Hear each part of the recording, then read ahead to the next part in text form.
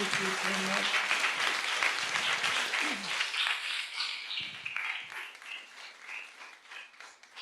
Hello, Lizzie. Thank you so much for coming here or zooming in, and thank you for making this movie. I have watched it many times, but every time there's something new in it. It has this energy, it has this enthusiasm. So thanks again. Let's start with a question that you said a minute ago to me, is your favorite question. So maybe talk to me about the last scene of the film. Maybe let's get to that and talk about some other things first. But I first wanted to say thank you so much for inviting me to be here. And thank you so much for coming and seeing this film. But yes, let's come to that question after we talk about a few other things and lead to that. Okay. I've had some other great questions first. So, Okay, then let's start at the beginning. So tell me, how did you come to make this film, and how did you also decide to kind of place it in the future? Some people kind of describe this movie as a sci-fi. well, it's not really a sci-fi. It's actually a speculative fiction, speculative political fiction, in that I had come from the art world, and in the art world, there were a group of people studying Marxism and Leninism. They were called art language. And one of the things, and I wasn't really a part of them, but I read some of the text, and I was fascinated by the concept of the woman question.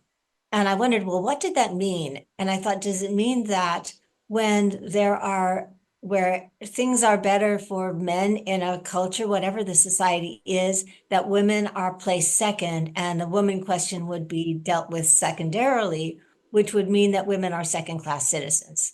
So I thought, okay, let's posit a culture that has already gone to that place, and I called it socialist, social democratic, which could have been anything. It could have been right wing, it could have been left wing, it could have been anything, but I wanted to say, okay, these problems have been solved, so that if we made it just the way it is in the United States, that would not have been interesting, because everything is all screwed up all the time for women.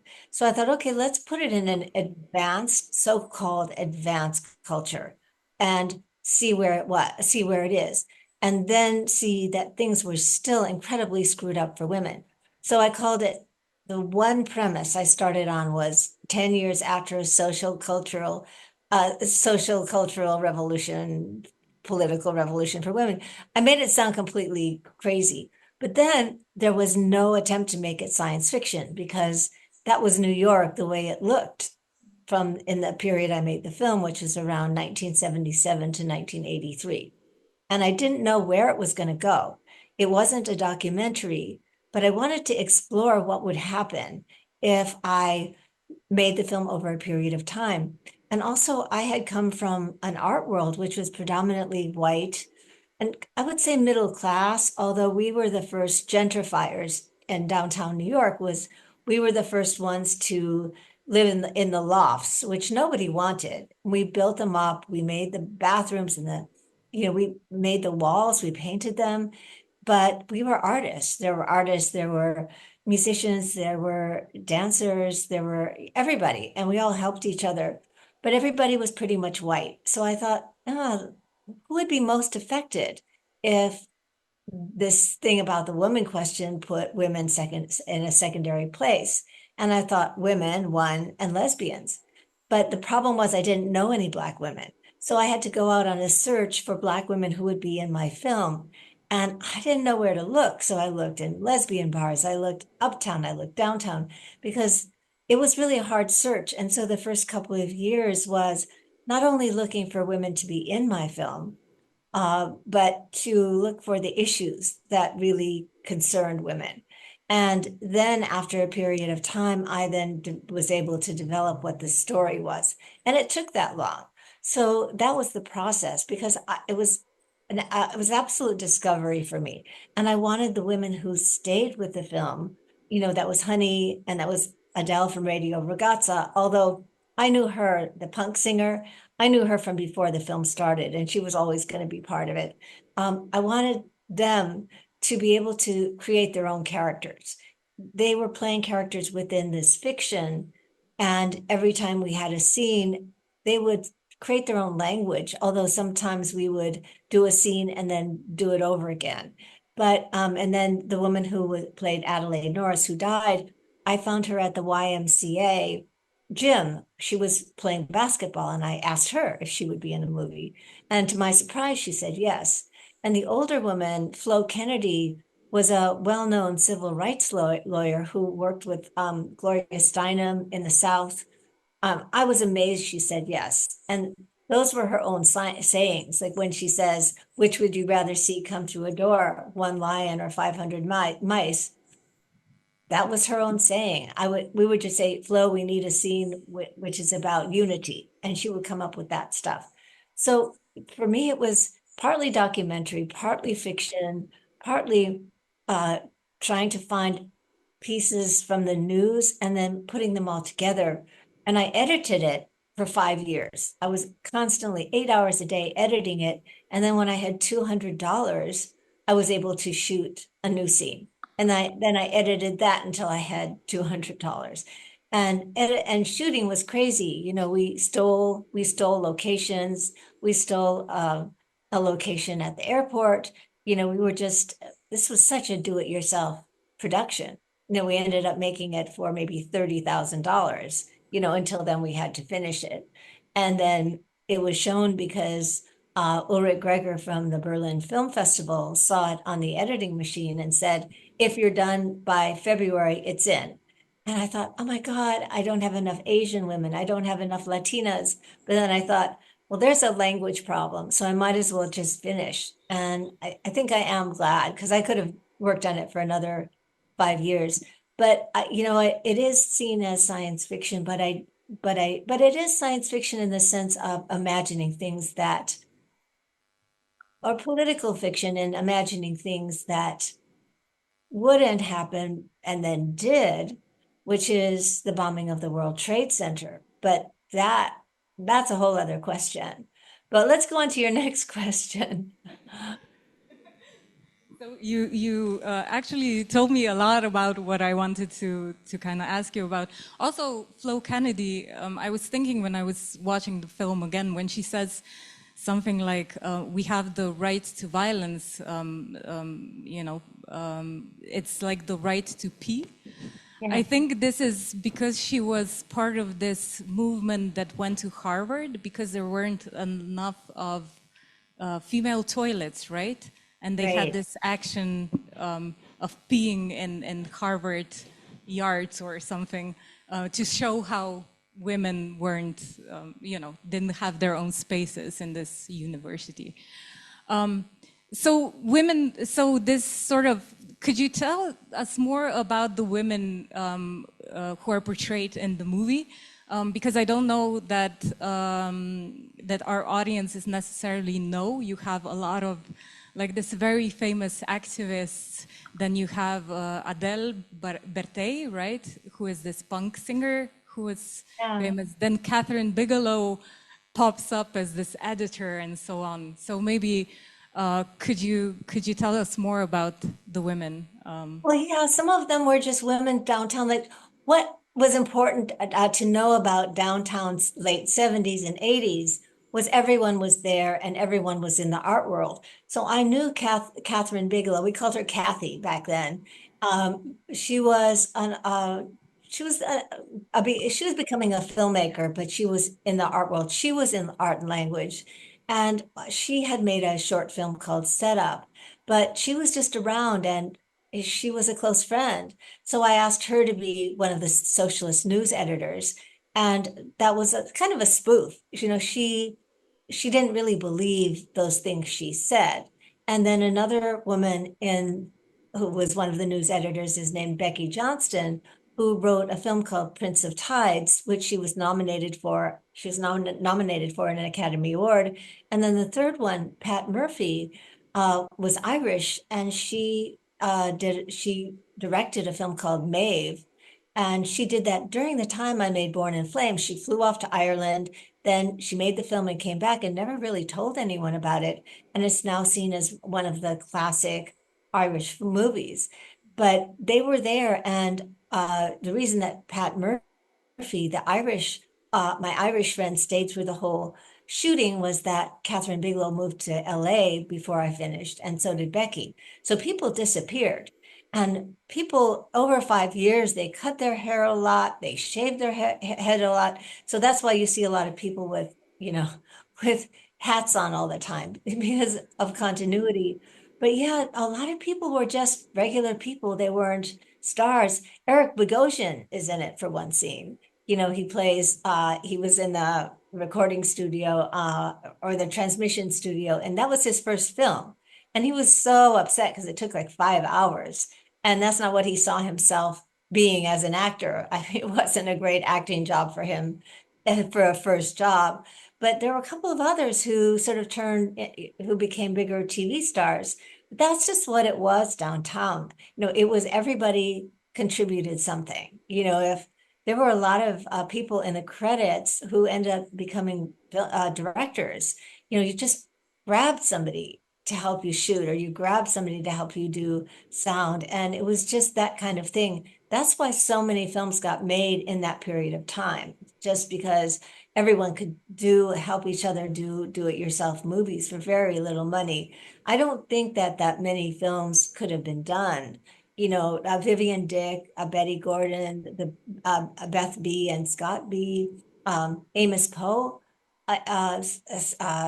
Sarah, Sarah, who is with Jim Jarmusch. I mean, he was a little later. He and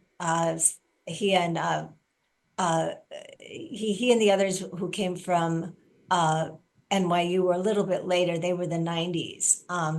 So when we were making films, there weren't that many men or women making films. We were just the first ones, and there weren't a lot of women, especially women doing political film. But I think there were only a few women who went on to do other things.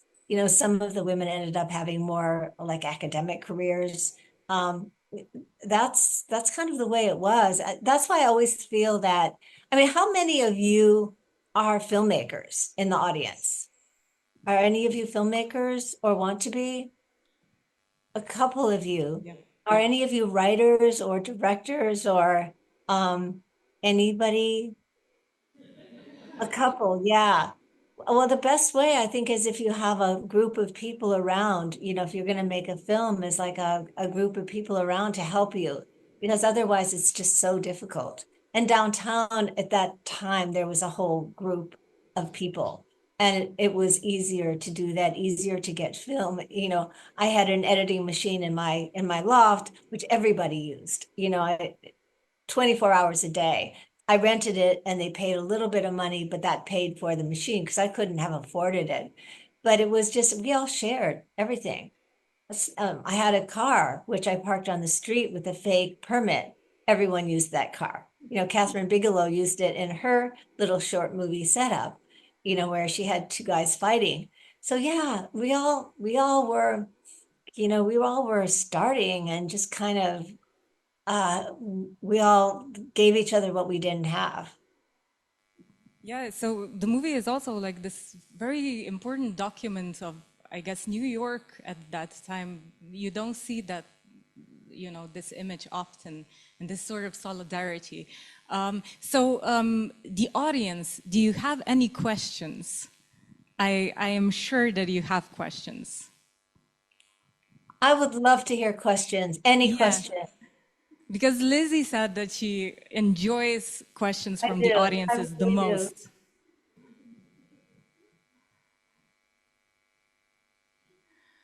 As I said, Slovenian audiences are shy. Okay. Yeah. So maybe if you, you kind of talk about complex themes in this movie. It is you know, about feminism, about different feminist groups, about also conflicts that happen within feminist groups. But Well, at let the me ask you, let me ask you a question. What do you think about the last shot of the film? Like what do you think? Does anyone have an opinion about that last shot of the movie?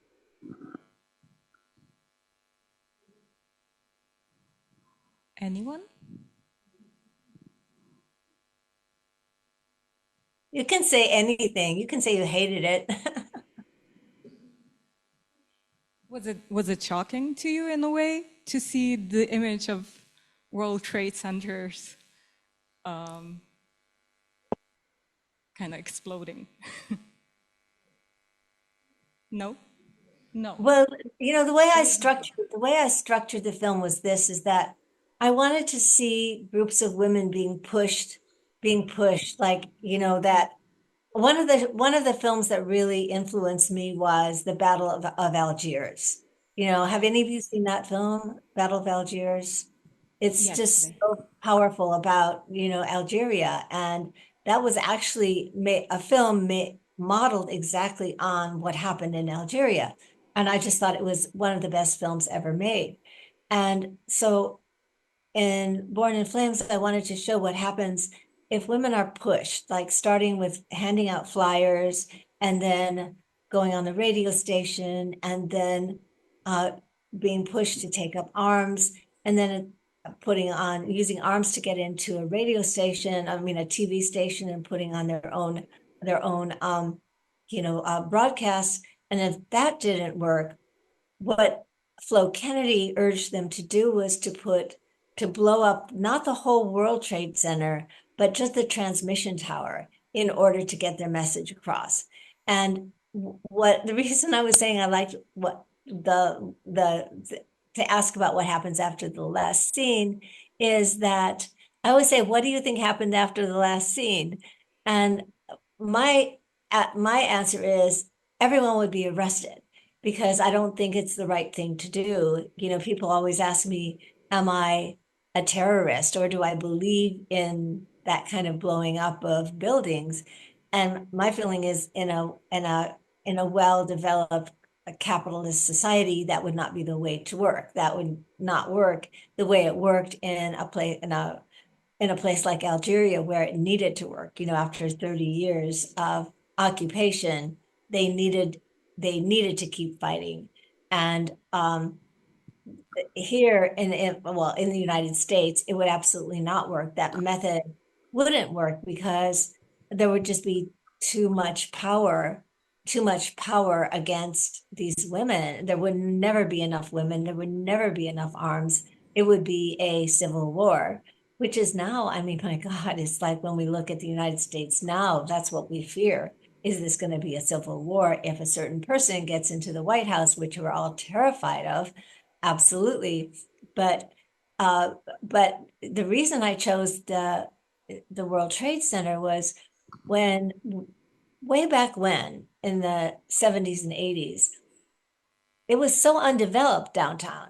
There was a beach at the tip of the island of Manhattan, which is where I shot the pickup shots of Adelaide meeting with the rebels. And you know, I did not know what my story was going to be until a friend came back with the women marching in the Western Sahara. And those were images of real women training in the Western Sahara. And that was footage given to me by a friend. And suddenly I thought, wow, this is going to be the story. Adelaide Norris goes to the Western Sahara. She talks about bringing back arms. She's arrested and she dies in jail. And that inspires the rest of the plot. But there were little bits that I needed to match with, you know, visually with the Western Sahara. So we went down to the tip of Manhattan where there was still a beach. It was that undeveloped in Manhattan way back when, in the old days, in the 70s. And so the World Trade Center was this big, ugly building back then, and it just swayed back and forth and back and forth. So we all loved it and we hated it, because it was these two phallic towers. So it was a very simple notion to try to take down the cell tower, because if the cell tower went down, there would be no transmission. And the truth is, when the actual towers went down on 9/11, it was the saddest thing in the world for me because I really missed the towers. But all the cell transmission did go out. It went out for a day or two until it could be the Empire State Building or somewhere could take it over.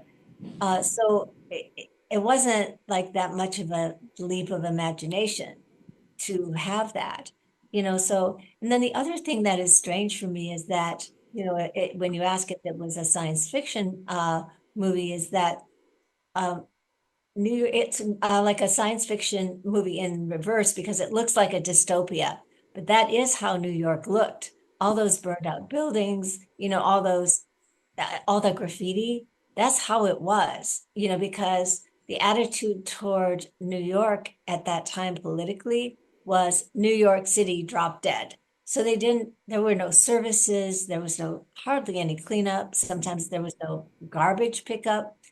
But now everything is so picked up that everything is so cleaned up, and all of those burned out buildings have become gardens, and they're so beautiful, so it's, if I were to do it now, if anyone were to do it now, to create that look of burned out buildings, that would cost a lot of money.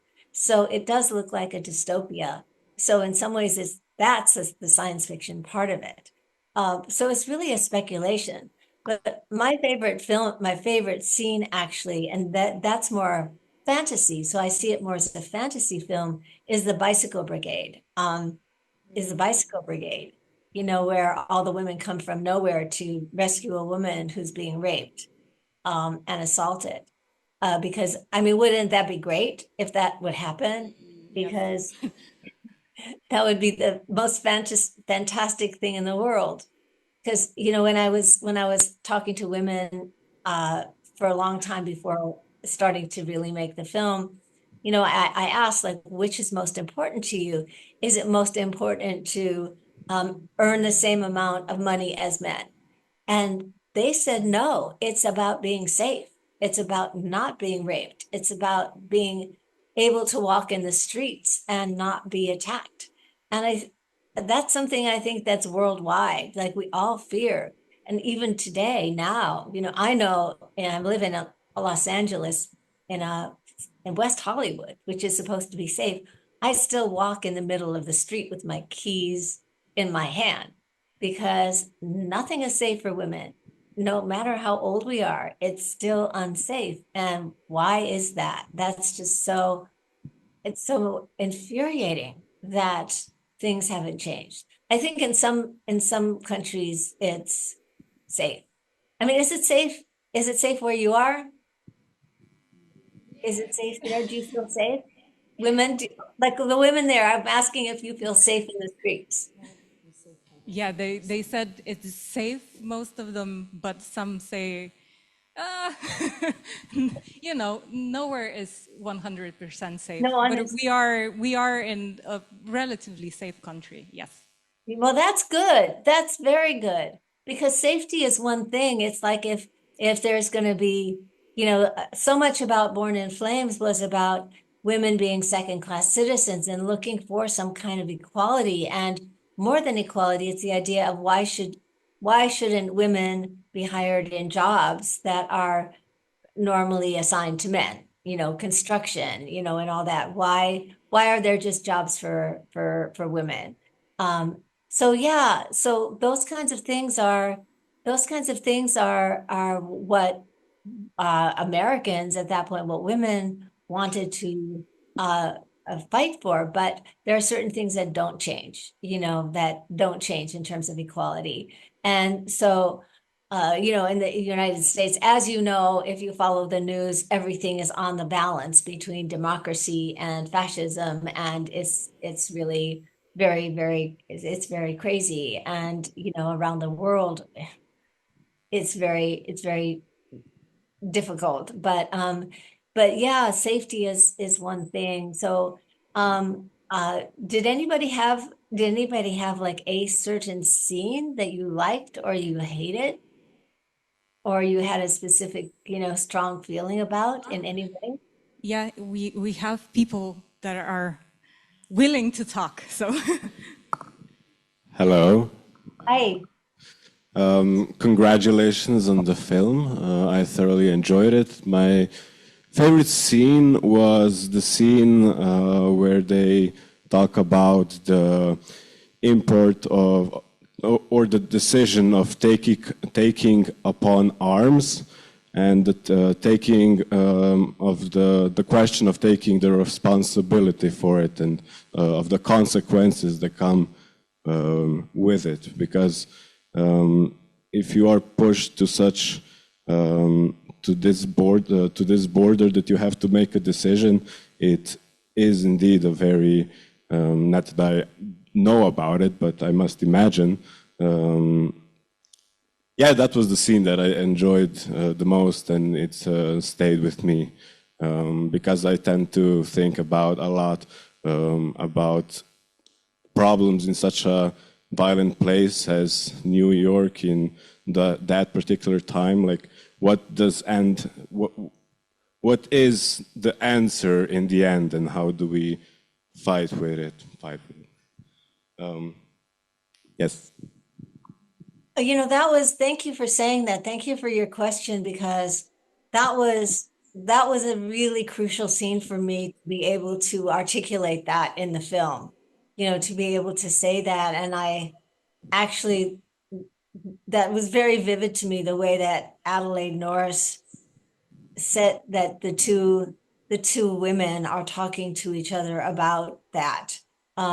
If that's the one you're thinking of. But yes, thank you for noting that, because that's so much the crux of what the film is about. So I appreciate you bringing that to light. So yeah, it's true.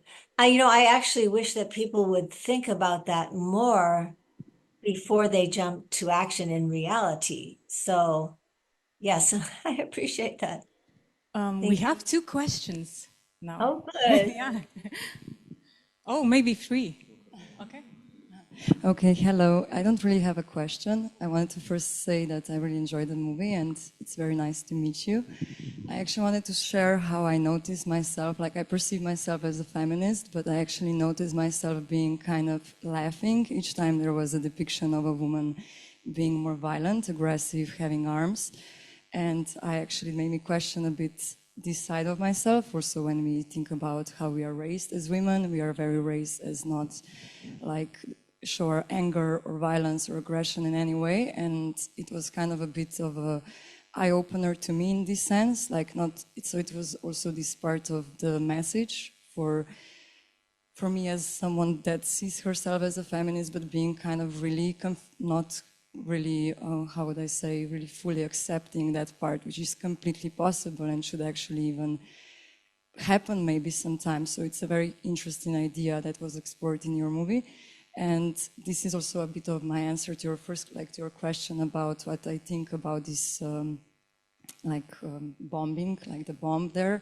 I was actually at some point then a bit cheering for them to do a little bit more extreme action to like do this kind of for the society that is a majority and it's keeping the status quo alive, to have a little wake-up call, even though I'm also not in favor of violence or violent revolutions. But if you look historically, it's actually a lot of revolutions happened in that manner. And it's actually interesting that women never united in that type of sense. And that me as a feminist was a bit like, haha, oh my God, there is a woman with a gun saying to the guy, sit down, motherfucker, you know. It was really interesting for me to notice that. So thank you, that's all. I just wanted to share that. It was not really a question. Oh, no, but thank you for that, because I feel the way you do. Well, I'm a feminist, but I don't own a gun. I don't think I'd ever have a gun. I'm scared of guns.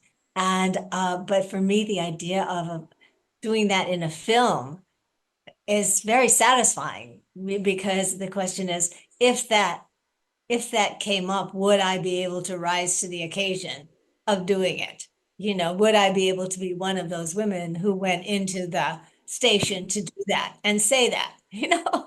So yeah, thank you.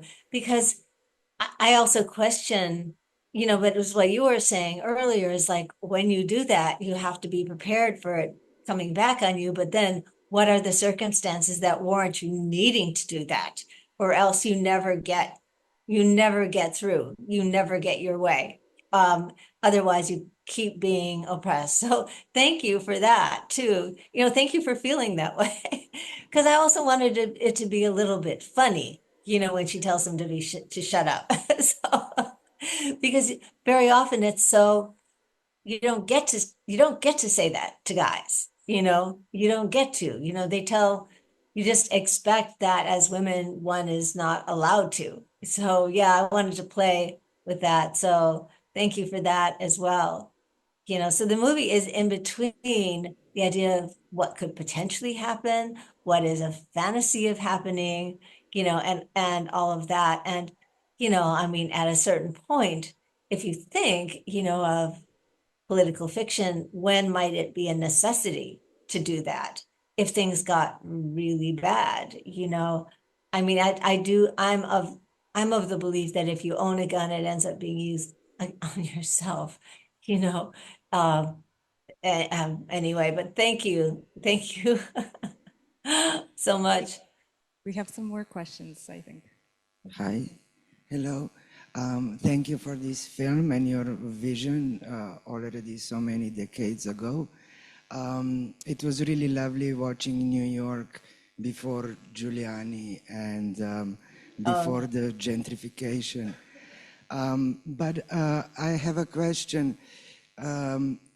Based, like, if you were, if I mean, is it coincidence that there is an Algerian freedom fight and that there is this right of oppressed people to be aggressive? Or was Frantz Fanon already popular at that time in New York? Is it based on Frantz Fanon's,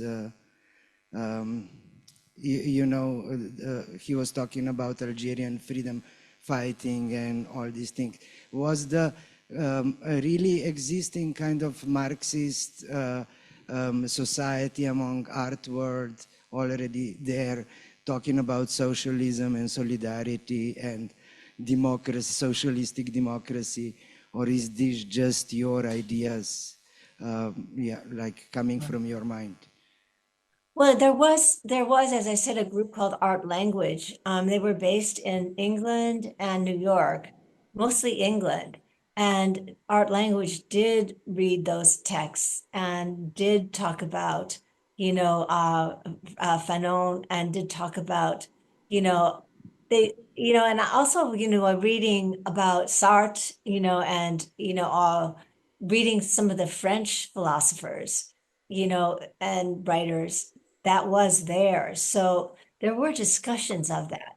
But I think as I said, the movie that struck me the most was the Battle of Algiers. And from the Battle of Algiers, it was backwards for me. I saw the movie and then I did the research about the history because the movie was so powerful. And then I read about the history and I thought, this is so incredible that it actually happened. And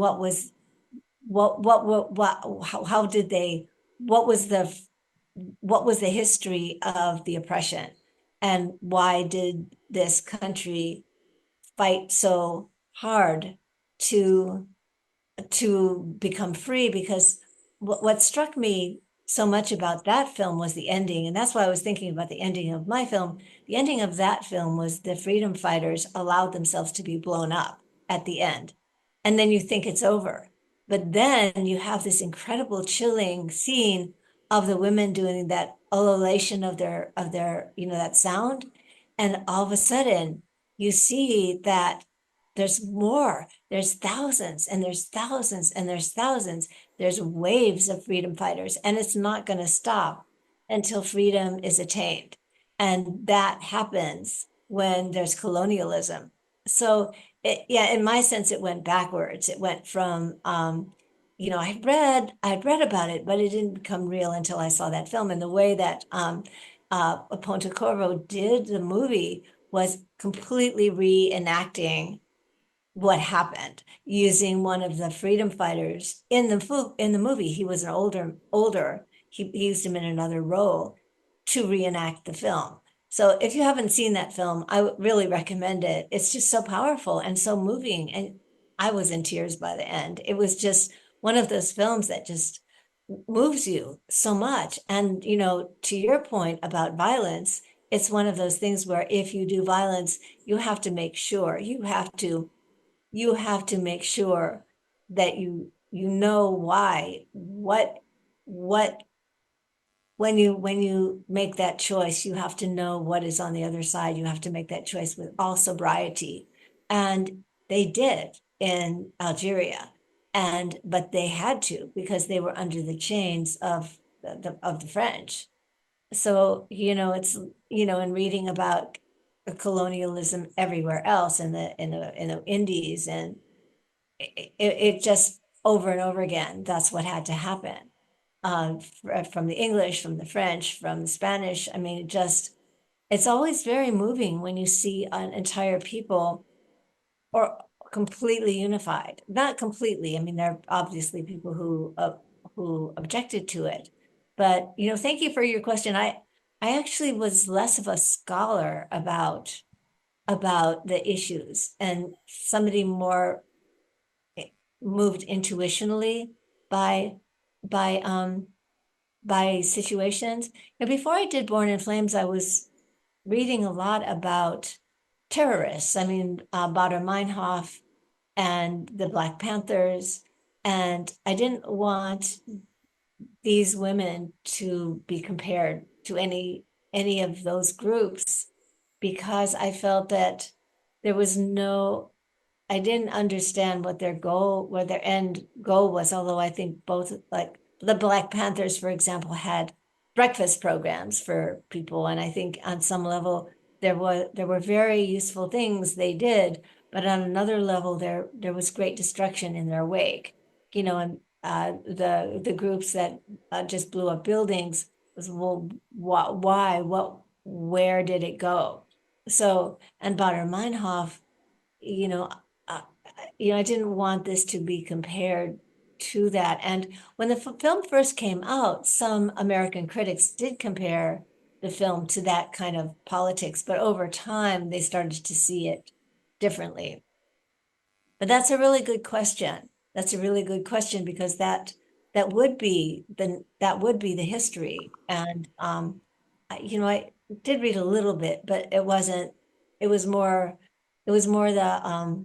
It was more the films. And I did not go to film school. I went to art school, but there were a lot of films shown downtown, and I think we were all influenced by those films. Catherine Bigelow went to film school. She and Becky, they all went to Columbia, but where they did study Fanon, they did study all of that. So, but we all shared ideas. So, the ideas from Fanon may have come from her, and we just absorbed them. But thank you for your questions. All your questions have been great, by the way. So thank you.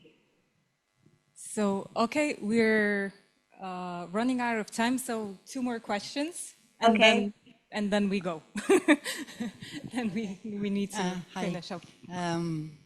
The scene of the rescuing squad of women on bicycles Right. reminded me on a story about the Amanda Galas, who had the radical group of women, and they would go around the United States, and they would punish the rapers. That's fabulous. Maybe that was happening a bit later, but you didn't know about that.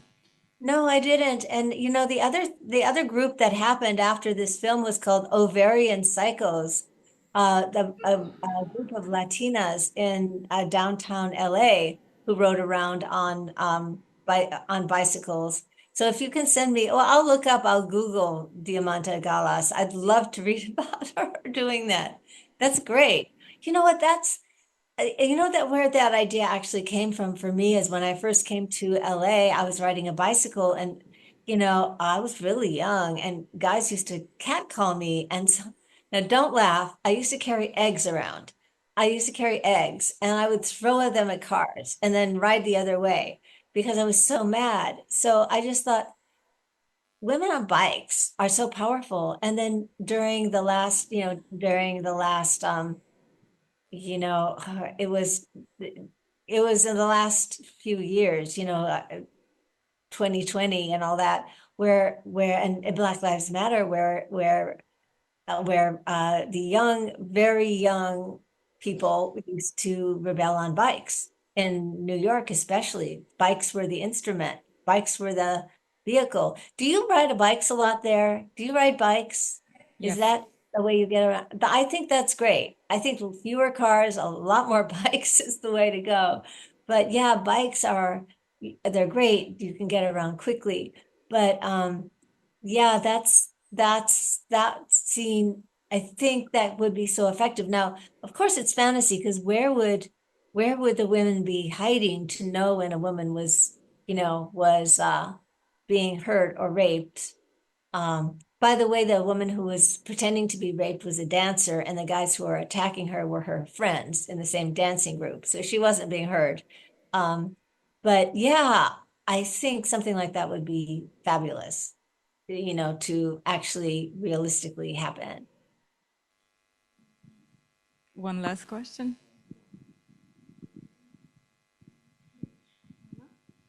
Hello. So I'm just wondering, basically the film, it shows like a social democracy and stagnation basically, and it calls for change. So I have maybe one question or a question and a half. Did the film feel revolutionary to you when you were filming it or writing it or editing it? And if so, I'm curious to know at which point. And secondly, given how radical this film is or was at the time, I'm interested to know how did it shape your career and what lasting impact did it have on you both personally and artistically maybe?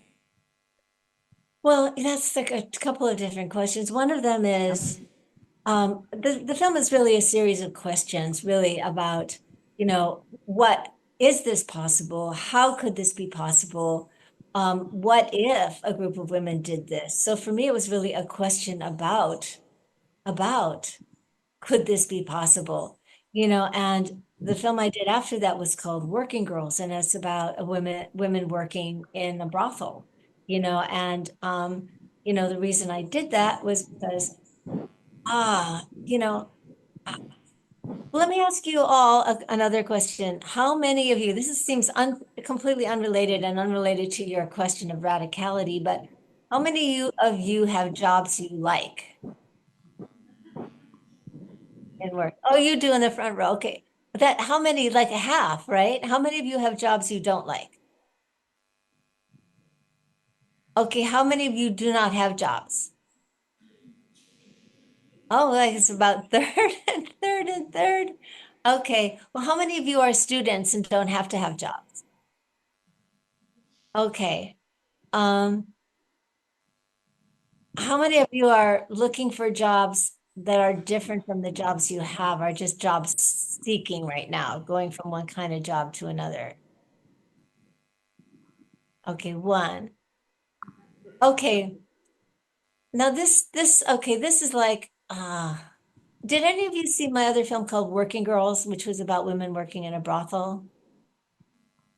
Okay, well, I'm not going to really talk about it that much because you haven't seen it, but my I made this film next, which was about women, another political film really about women working in a brothel. I made it not about sex, but about work. It was really about work because I really wanted to deal with the idea of labor because this was a revolutionary film for me, born in flames, but I was also really interested in the idea of labor. And then what happened to me, which was a really sad story, and I hate ending on this, was that I did a film and I had Harvey. Have you heard of Harvey Weinstein? Do you know who Harvey Weinstein is? How many of you have heard of Harvey Weinstein? Nobody. Oh, you have. Oh my God. Okay, I wasn't physically assaulted by Harvey Weinstein, but I did a film with him and he completely destroyed my career, which meant that I was in movie jail for a really, really long time. And that was really bad because he completely cut it up and it was nothing at all like I wanted it to be.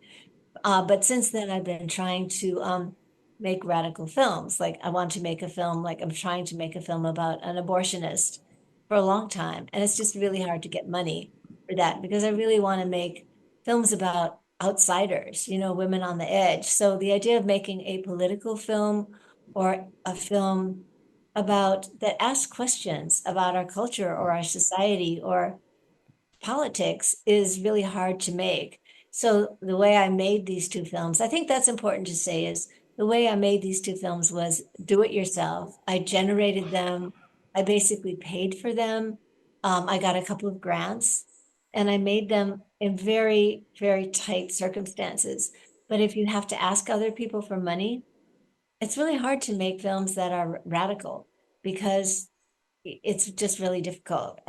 But I'm just committed to that because I think there are a lot of other people making regular films, making regular narratives. And I feel that I want to make films that uh, only I could make. So it's been slow. It's been really slow, but I'm really committed to that way of doing it. And Born in Flames started me on that path because I thought, that radicalized me. That made me feel that a film could have like some kind of, what, it's not like it always had impact. I just feel like it could be discussed, that it could be in a situation like this where I'm talking to you and you're asking me questions I can't answer, which is always great. I have to really think about what would social democracy mean to me? Like, how would I craft that? Which, over time and I would think of, but in a situation where you've had social democracy and you've lived in a socialism, I have to think about what my answer would be because I haven't yet. And so thank you. I mean, thank you for asking me questions I can't answer because very often I go to places that are, the same old places in the United States or Paris or London, and I never get asked questions like that. So now I need to study that and see what I feel because so I learned through the interaction with audiences, and people of various generation and experiences what a film does. I feel that films should be interactive, I mean, yes, films can move people and films can, have an emotional effect and you can feel good after a film and you can feel like it made you happy or sad or freaked or whatever, or horror films. But I really am committed to the radicality of the interaction of and the question, like a film should ask a question that you then think about after it's done. So I want to thank you all for asking these questions and for receiving it in this way, because asking about violence, talking about, women and violence, talking about the socialism and social democracy and the framework of it is really important. So I'm really grateful to all of you for watching it and for asking these incredible questions. So thank you. Thank you so much. Okay. Take care. Thank you for this. Thank you. Bye. Thank you for taking the time, and people I think will write to you on Twitter. Yes. Because they have Lizzie Borden LA on Twitter, and I promise I will answer any question. I'll probably DM, we'll talk, I'll follow you and then we'll talk. So yes, sometimes questions come later or whatever, but it's so great to meet you. And you, thanks. Okay, bye. Bye. Have a great evening.